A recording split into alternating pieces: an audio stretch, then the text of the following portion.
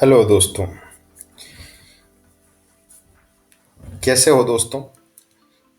उम्मीद करता हूँ आप सभी अच्छे होंगे। आज अपन एक नया टॉपिक स्टार्ट कर रहे हैं बायोलॉजी का, प्लांट मॉर्फोलॉजी।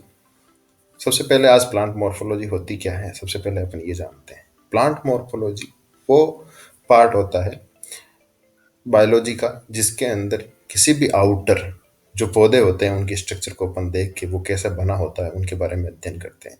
प्लांट का जो रूट वाला पार्ट है वो कैसे बना है, स्टेम कैसे बना है, ब्रांचेस कैसे बनी है, लीफ कैसे बनी है, फ्लावर कैसे बना है, इन सब चीज़ों के बारे में अपन प्लांट मॉर्फोलॉजी में स्टडी करेंगे। तो जब प्लांट मॉर्फोलॉजी स्टडी की जाती है तो उसको अलग अलग सेगमेंट में पार्ट पार्ट वाइज स्टडी करेंगे। आज सबसे पहले अपन रूट के बारे में अध्ययन करेंगे। रूट कैसे बना होता है, कहाँ से बनता है, किस टाइप से बनता है, इसके बारे में एक एक चीज़ की स्टडी करेंगे। तो सबसे पहले अपन रूट के बारे में जब भी स्टडी करते हैं तो एक रूट की छोटी सी डेफिनेशन देख देते हैं। रूट होता क्या है? Root radicals come out arise from the seed coat in the form of soft structure and move toward the soil.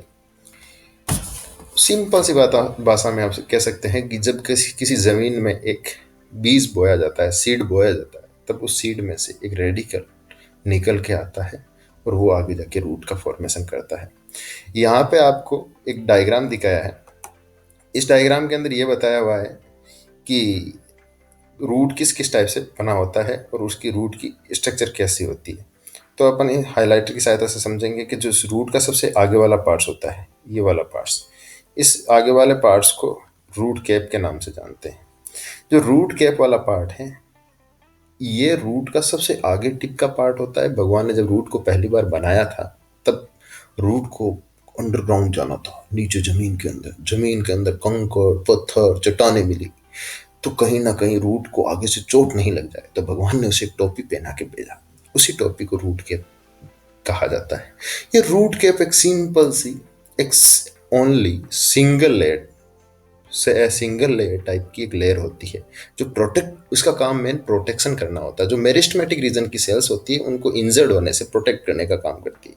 आप इसको जब रूट कैप की बात करते हैं अपन, तो जनरली 99% प्लांट्स के अंदर ये जो रूट कैप होती है वो सिंगल लेयर्ड होती है। और कुछ प्लांट्स ऐसे हैं जैसे एक्सेप्शन, जिसके अंदर अपन बात करते हैं, इसके अंदर पेंडेनस जिसके अंदर मल्टीलेयर रूट कैप पाई जाती है। कुछ हाइड्रोफाइट्स प्लांट्स होते हैं, हाइड्रोफाइट्स के अंदर अपन देखते हैं जितने भी सारे हैं, क्योंकि उनको अंडरग्राउंड जमीन के अंदर नहीं जाना होता है तो उन प्लांट्स के अंदर रूट को अब्सेंट होती है। कई बार पूछा जाता है, कुछ एग्जाम्पल पिस्टिया इकोनिया है, ऐसे प्लांट है जिनके अंदर रूट कैप अब्सेंट होती है, नहीं पाई जाती। जब रूट कैप अब्सेंट, उससे ऊपर रूट कैप के जो जस्ट पीछे वाला पार्ट, या अपन कह सकते हैं कि प्लांट का जो सेल डिवीजन होने वाला टिप वाला पार्ट होता है, जो एपिकल रीजन होता है, उसी को अपन रूट एपिकल भी बोल सकते हैं। रूट एपिकल के अंदर मेरिस्टेमेटिक टिश्यू पाया जाता है, इसलिए इसको रीजन ऑफ मेरिस्टेमेटिक एक्टिविटी के नाम से जानते हैं। रीजन ऑफ मेरिस्टेमेटिक एक्टिविटी, इसमें बहुत सारी मेरिस्टेमेटिक सेल पाई जाती है। Meristematic is a stem cells of plant, इनके अंदर बहुत ज़्यादा हाईली डिवीजन पावर पाई जाती है ताकि आगे ये जल्दी से डिवाइड हो और नई सेल्स बनाने का काम करती है। और मेरिस्टेमेटिक रीजन की जब सेल लंबी हो जाती है तब उनको अपन रीजन ऑफ इलोंगेशन बोला जाता है। इसमें सेल लंबी होती है, अपना शेप लेती है, शेप लेने के बाद में ये लंबी होने के कारण इसी को इलोंगेशन बोला जाता है। और आगे जाके इलोंगेशन के जस्ट बिलो वाला जो रीजन होता है उसको अपन रूट हेयर रीजन बोलते हैं। रूट हेयर रीजन वाले रीजन के अंदर रूट हेयर्स पाए जाते हैं। रूट हेयर का काम आप जानते हैं, ये यूनिसेलुलर टाइप के होते हैं और इनका mainly water absorption and mineral absorption इनका मेन फंक्शन होता है। और रूट हेयर वाला जो पूरा रीजन होता है उसको रीजन ऑफ मैच्योरेशन बोलते हैं, क्योंकि यहाँ तक पहुँचते पहुँचते उम्मीद करते हैं सेल पूरी मैच्योर हो चुकी होती है। ये पूरा एक सिस्टमेटिक मेथड होता है, इसको अपन देखते हैं। प्लांट अगर डायरेक्ट सीधा का सीधा प्लांट की उसकी रूट है, कहीं पे भी डिवीजन नहीं है, तो उसको प्राइमरी रूट कहते हैं। अगर उसमें से कोई ब्रांचेज निकली, जैसे यहाँ से कोई ब्रांच निकल रही है ये, तो इसको अपन एक सिंगल ब्रांच निकल रही है तो अपन उसको सेकेंडरी रूट बोलते हैं। अगर उसमें से सेकेंडरी में से भी कोई ब्रांचेस निकल रही है, जैसे यहाँ से आप देखोगे ये ब्रांच निकल रही है, तो ये टर्सरी रूट हो जाएगा। तो ये पूरा एक रूट सिस्टम के अंदर आता है।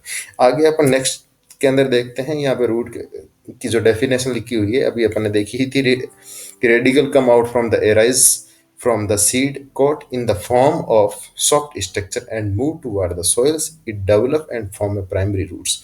अब जो रेडिकल की बात करते हैं, जैसे ये कोई सीड है तो उसमें से ये रेडिकल से बाहर निकल के आ रहा है और ये रेडिकल ही आगे जाके रूट का फॉर्मेशन करता है।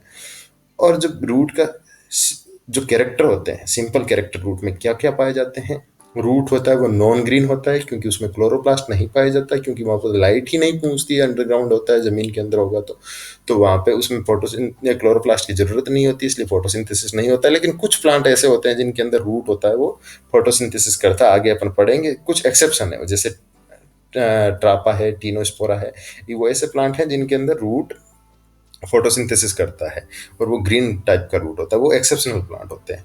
अंडरग्राउंड रूट होता है और जो जमीन के अंदर जो ग्रेविटेशन फोर्स के सिमिलर अपने आप का मूवमेंट करेंगे, इसलिए इसको जियोट्रॉपिक टाइप का मूवमेंट बोलते हैं, जियोट्रॉपिक ग्रोथ होती है। लेकिन ये लाइट के जस्ट अपोजिट होता है, इसलिए नेगेटिव फोटोट्रोपिज्म बोलता है, पॉजिटिव जियोट्रोपिज्म बोल सकते हैं।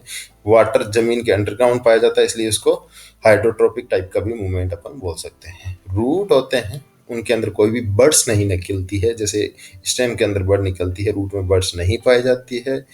और birds present for vegetative propagation in the sweet potato, जैसे कुछ प्लांट्स के अंदर जो बर्ड्स होती है उनको अपन है ना वेजिटेटिव प्रोपागेशन के लिए यूज की सकते हैं। स्वीट पोटैटो शकरकंदी को बोलता है, आइपोमियम बटाटा इसका नाम होता है।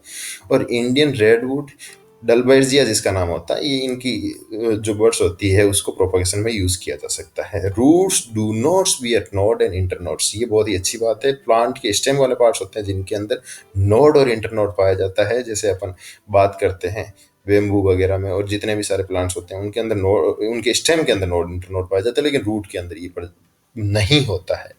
रूट होता है वो यूनिसेलुलर रूट हेयर पाए जाते हैं। मैंने अभी थोड़ी देर पहले आपको बताया भी था कि रूट हेयर जो यूनिसेलुलर रूट्स होते हैं, रूट हेयर पाए जाते हैं। और रूट हेयर का मेनली काम होता है जो वाटर एब्जॉर्प्शन करना होता है, उसके साथ में मिनरल एब्जॉर्ब करने में भी मेन इंपॉर्टेंट रोल प्ले करते हैं। ये समझ में आ रहा है आपको? इसके बाद में अपन बात करते हैं टाइप ऑफ रूट्स की। यहाँ पे दो टाइप के रूट होते हैं, एक तो टेप रूट्स होता है, दूसरा एडवेंटाइटिस रूट्स होता है।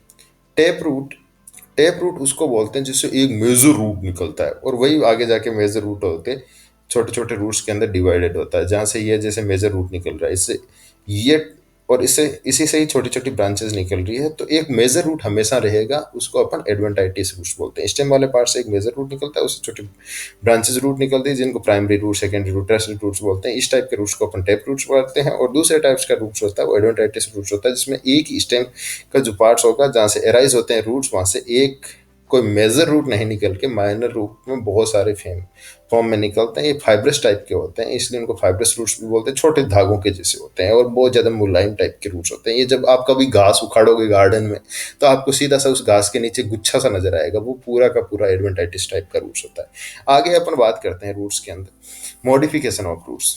जो रूट का मॉडिफिकेशन होता है वो किस किस फॉर्म के अंदर पाया जाता है। तो मॉडिफिकेशन ऑफ टेप रूट की बात करते हैं, जो फूड स्टोर करने का काम करते हैं। कुछ ऐसा जो रूट होते हैं वो फूल जाते हैं, अपने आप में फूड स्टोर करने का काम करते हैं।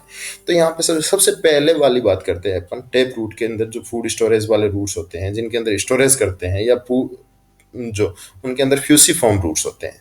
ये फ्यूसीफॉर्म रूट्स होते हैं वो थिकर होते हैं, बड़े से होते हैं। इनका middles and tapers on both ends. In this types of roots both hypocotyls and root help in the storage of food. जो हाइपोकोटाइल वाला पार्ट्स होता है वो उसको रूट, आपने सीधी सी रेडिस का बात है, रेडिस देख लीजिए आप, इसके अंदर इस रूट के अंदर ये पूरा वाला पार्ट्स एक टाइप से फूड स्टोर का करने का काम करता है। ये फ्यूसीफॉर्म रूट्स के नाम से जाना जाता है। नेक्स्ट अपन बात करते हैं कॉनिकल रूट्स, जिसका शेप आप कॉनिकल टाइप का होता है, जिसका ऊपर वाला पार्ट्स होता है वो फूला हुआ होता है, नीचे वाला पार्ट्स एकदम टेपरिंग टाइप का होता है। और इस टाइप की रूट्स होती है उसको कॉनिकल रूट्स बोलते हैं। दीज रूट, ये रूट्स होती है thicker, roots are thicker and their upper side and tapering off the basals end. ये कैरेट के अंदर पाई जाती है। और नेक्स्ट वाला जो कैरेट की रूट्स होती है वो इसी टाइप की कॉनिकल रूट्स के अंदर आती है। नेपी फॉर्म रूट्स की बात करते हैं। नेपी फॉर्म रूट्स होती है, इनके अंदर ये पूरा रूट स्वेलोन हो जाता है, स्पेरिकल टाइप का होता है, और अपर वाला पार्ट, अपर एंड होता है वो पूरा फूल जाता है, और नीचे वाला पार्ट एकदम जो एक फनल लाइक स्ट्रक्चर के अंदर जाके टेपर्ड हो जाता है। इस टाइप का लोअर वाला पार्ट एकदम तीखा हो जाता है आगे से। ये इस टाइप का रूट होता है जो टर्निप्स के अंदर, ब्रेसिकारापा जिसको बोलते हैं उसके अंदर, और सुगर बीट के अंदर, जिसको अपन सलगम बोलते हैं, सलगम में पाया जाता है, और चुकंदर में पाया जाता है, जो अपन चुकंदर सलाद के रूप में यूज करते हैं। नेक्स्ट अपन बात करते हैं यहाँ पे ट्यूबरस रूट की। ट्यूबरस रूट आप देखोगे तो ये एक जहाँ से एराइज होता है, जहाँ मेन पार्ट से, वहां से एराइज होके एकदम फूल जाता है, इस टाइप का रूट्स होता है। ये ट्यूबरस रूट्स होता है, या फूलने वाला रूट्स।